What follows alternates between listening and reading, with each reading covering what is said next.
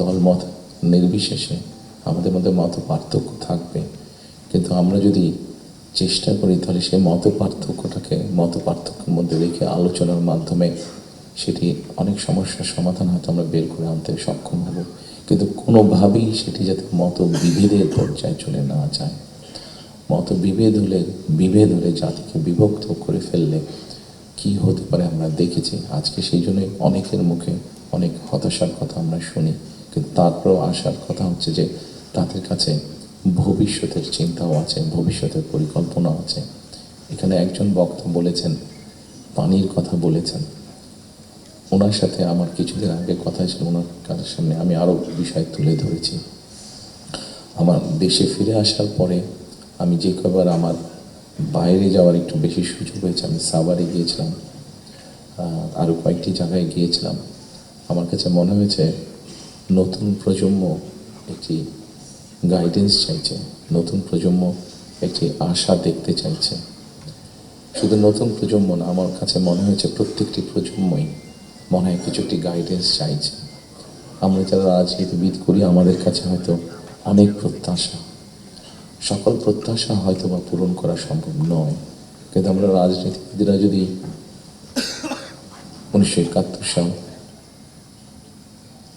1990 সাল, 2004-এর 24 সালের 5ই আগস্ট এই সবগুলোকে আমাদের সামনে রেখে আমরা যদি দেশের স্বাধীনতা, দেশের সার্বভৌমত্বের জন্য কাজ করি, তাহলে নিশ্চয়ই আমার কাছে মনে হয় একজন রাজনৈতিক কর্মী হিসাবে আমি দৃঢ়ভাবে বিশ্বাস করি আমরা জাতিকে একটি সঠিক ডাইরেকশনে নিয়ে যেতে সক্ষম হব।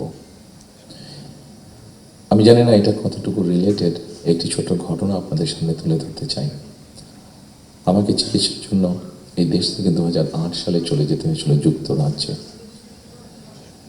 2008 সালে যাওয়ার পরে 2010 সালে সেখানে প্রথম একটি নির্বাচন আমি দেখেছিলাম। তো যেহেতু সেটি নির্বাচন ছিল, স্বাভাবিকভাবে রাজনৈতিক কর্মী হিসাবে আমার একটি ইন্টারেস্ট ছিল। টিভির সামনে বসে আমি ডিবেট দেখছিলাম। সেখানে দুজন নেতার মধ্যে, দুটি মেইন দলের নেতার মধ্যে, লেবার এবং কনজারভেটিভ, অনেক দিন ধরে লেবার ছিল, 2010 সালের নির্বাচনে কনজারভেটিভ আসে। তো দুই দলের দুই নেতার মধ্যে একটি আলোচনা হচ্ছিল। খুব দুঃখজনক হলো, বাংলাদেশ বাদই দিলাম, শুধু ঢাকা শহরের মধ্যেই কোনো অ্যাম্বুলেন্স সার্ভিস নেই।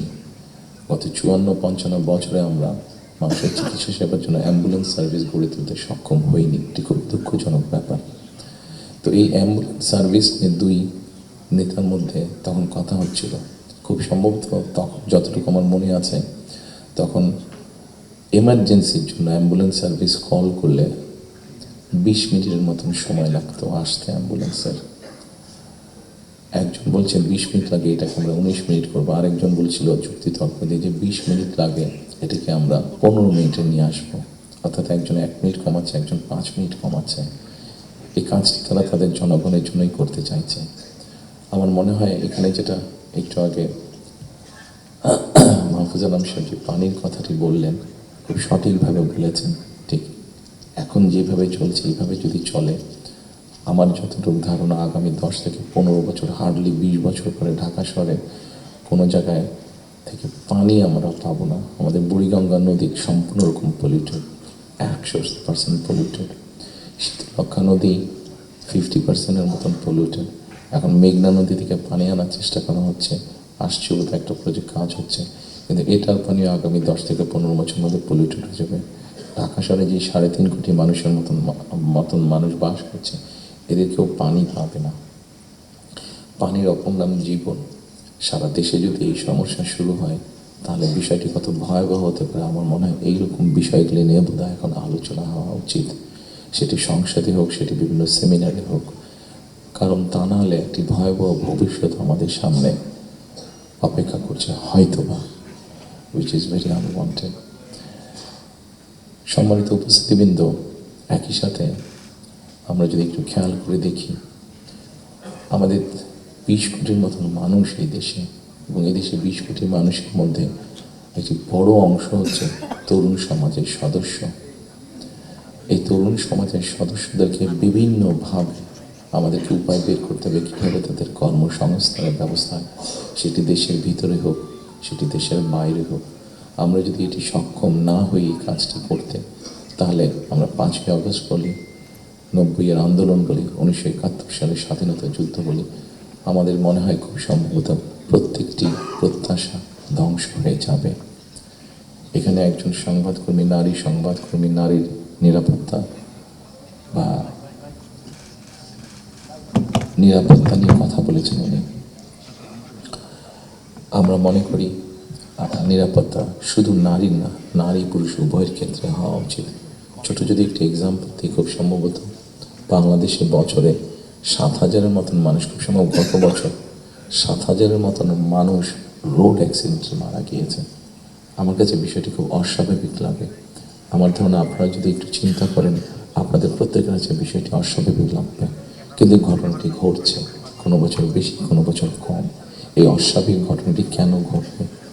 একজন মানুষ রোড অ্যাক্সিডেন্টে অধিকাংশ ক্ষেত্রে যারা মারা যাচ্ছে, আমরা যদি তাদের সামাজিক স্ট্যাটাসটা দেখি, খুব যে অবস্থাপন্ন লোক, যারা আর্থিকভাবে সচ্ছল, তারা যে মারা যাচ্ছেন তা না, কিন্তু যে মানুষগুলো মারা যাচ্ছে সেই মানুষরা হয়তো তাদের ফ্যামিলির অনলি আর্নিং সোর্স। মারা যাওয়ার পরে সেই ফ্যামিলিটির কী হচ্ছে, অথবা লোকটি যদি পঙ্গু হয়ে যায়, মানুষটি যদি পঙ্গু হয়ে যায়, তাহলে তার ফ্যামিলির উপরে কী হচ্ছে, এই বিষয়টি বোধহয় আমাদেরকে নজরে আনা উচিত।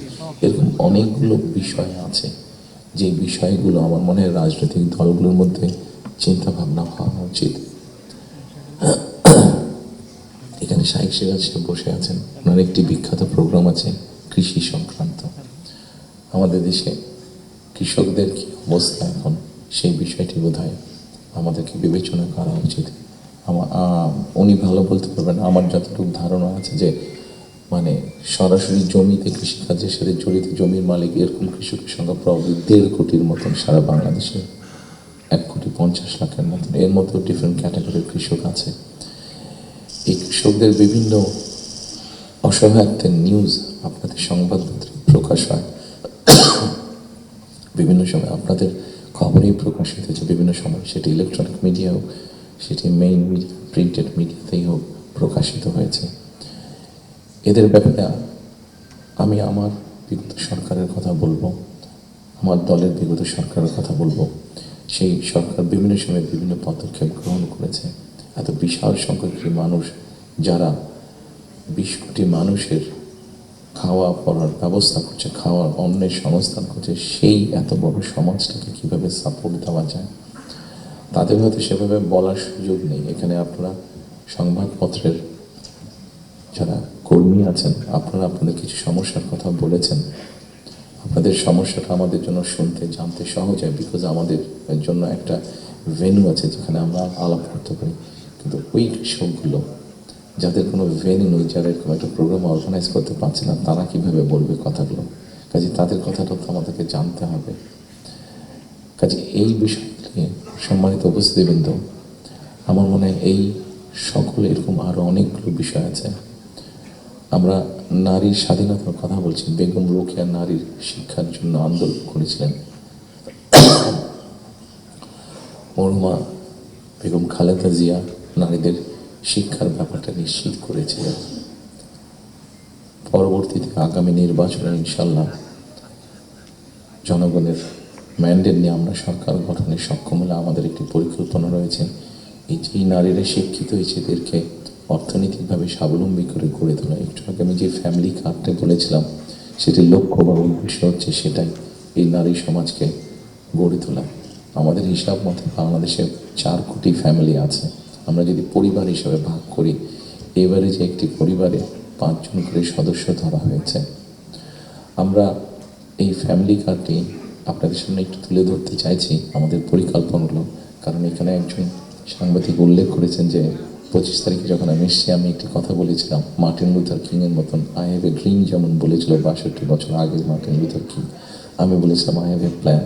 সেই প্ল্যানের মধ্যে একটি অংশ আছে বাংলাদেশের যে হাফ পপুলেশন নারী, তাদেরকে ঘিরে, এবং সেটি হচ্ছে ফ্যামিলি কার্ড। ফ্যামিলি কার্ডের মাধ্যমে ইটস নট যে একটা ফ্যামিলি কার্ড যে নারী পাবে সেটি সে সারা জীবন পাবে। একজন গৃহিণী বা একজন হাউস ওয়াইফ যে পাবেন কার্ডটা সারা জীবনের জন্য না, আমরা 5 থেকে 7 বছর দেবো। এই 5 থেকে 7 বছর তাকে আমরা একটা সাপোর্ট দেওয়ার চেষ্টা করবো। সেটা টাকার হিসাবে হতে পারে অথবা এসেনশিয়াল ফুড আইটেমের হিসাবে হতে পারে।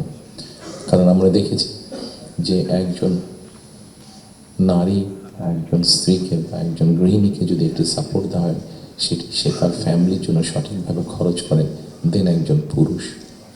এবং আমরা রিসার্চ দেখেছি যে যদি 5 থেকে 7 বছর দেওয়া যায়, তাহলে সে যেই অর্থটা তার হাতে জমা হয়, সে মূলত 3টি কাজে খরচ করে।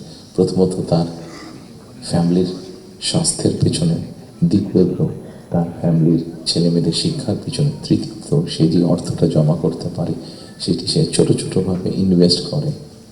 খুব স্বাভাবিকভাবে এইভাবে যখন সে ইনভেস্ট করা ধরবে, স্বাভাবিকভাবে তার গ্রামের লোকাল ইকোনমিটা স্ট্রেংথেন হবে, তার উপজেলার ইকোনমিটা স্ট্রেংথেন হবে, তার জেলার ইকোনমিটা স্ট্রেংথেন হবে, তার পরিবারটা শিক্ষিত এবং তার পরিবারটা যদি হেলদি হয়, এভাবে পুরো গ্রামটা হবে, এভাবে পুরো উপজেলাটা হবে, এভাবে পুরো জেলাটা, বিভাগ, একসময় গিয়ে দেশটা হবে।